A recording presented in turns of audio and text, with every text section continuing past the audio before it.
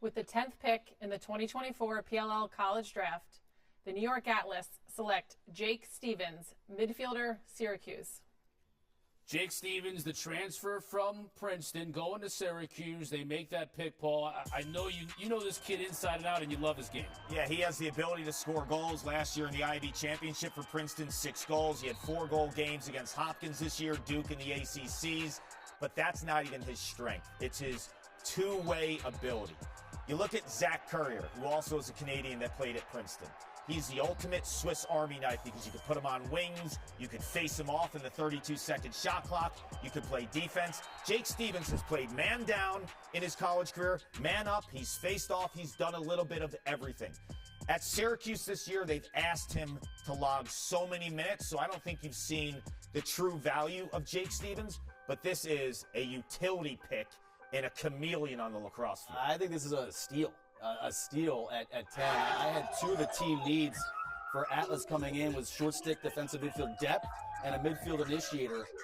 He checks both of those boxes. You know, his do-it-all skill set and athleticism is really kind of off the charts. I think 1 of 1 in this draft. Would you agree with yes, that? I would. There's no player that hits so many different spots on a field. Yeah. I would say to this, when you look at Jake Stevens, a lot of times when you think of a two-way midfielder, you don't think of the smoothest hands in the world, too.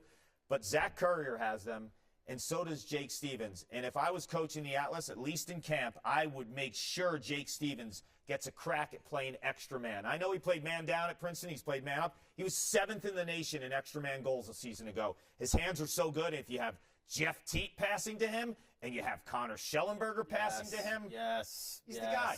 Yeah. You now give Schellenberger and Teat. They've got Dixon and Stevens off ball. I mean, those 2 feeders have toys to play with in terms of their off-ball movement and finishing ability. While we wait for the Outlaws' next pick, think about now, we talked about the 3 picks that the Atlas were going to have and what they might make of those first 3 picks in the first 10. You have Schellenberger, you have Liam Ensman, and you have Jake Stevens, those 3. If you had to draw a circle around those 3, what do you make of it? Well, in the beauty of compiling a roster, right? A lot of times you plug certain players into spots. You have the best goalie in the draft, hands down. You have the best quarterback in the draft, hands down. I think Pat Cavanaugh is in that conversation, but stylistically a little different than Connor Schellenberger. But the beauty of Jake Stevens is when you think of your roster and you go through the gauntlet of a season, there are injuries.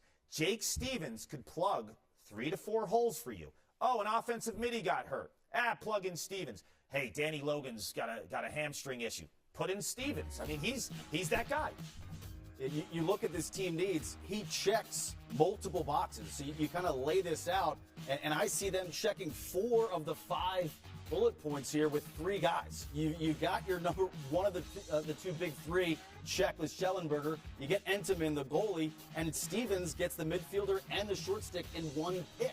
That's the beauty of what Stevens affords.